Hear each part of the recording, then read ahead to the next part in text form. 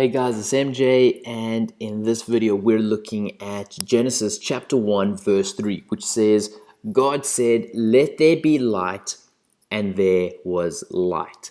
And I think that's pretty awesome how God says something and straight away that something happens.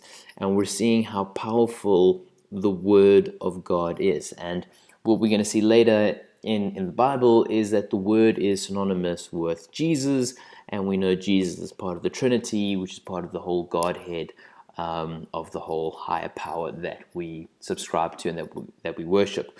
So quite a fundamental verse that we're looking at, one that is quite popular. A lot of people are familiar with this. God saying, "Let there be light," and there was light. There's lots of jokes. People go to a light switch and they say, "Let there be light," and they flick the switch and there's light. But God was doing it back in the day. Some preachers even talk about how when God said this, the sun came out of his mouth, and it was quite a glorious sight to behold. Although, like I said, this does contradict science in some way. If we assume that the light is the sun, because we know from science that the sun is supposedly created before the earth.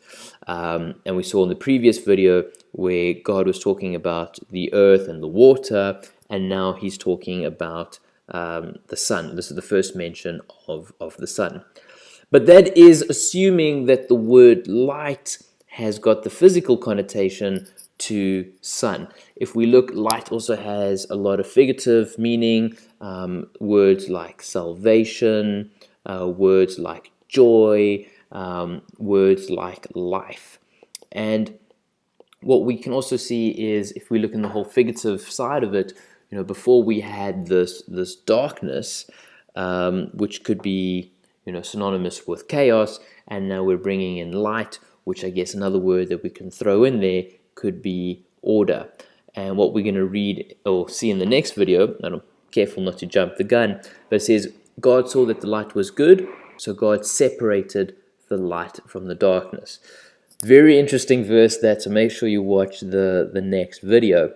Lots to discuss there, but just in this video, what I want to just focus on is the power of God. Again, this Genesis story, it's kind of saying we're learning so much about God, and we're learning why he is worthy of our worship, why he's worthy of our devotion, why he's worthy to be the center of our lives.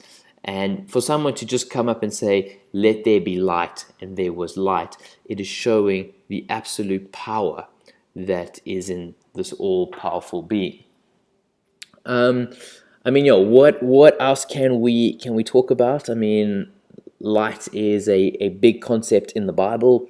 We will read later in Colossians, Jesus talks about heaven being the whole kingdom of light. And like I say, we're jumping the gun, going into the next verse. God says that this light was good. But maybe I should stop jumping the gun and just move straight into that verse, because like I say, it's a very common verse, it's a very powerful verse, but it is one of those verses where it is what it is, and I think we have discussed all that we can around it.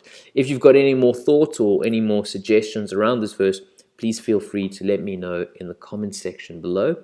Otherwise, I'll see you for the next video, where we're going to be looking at chapter 1, verse 4. Thanks, guys.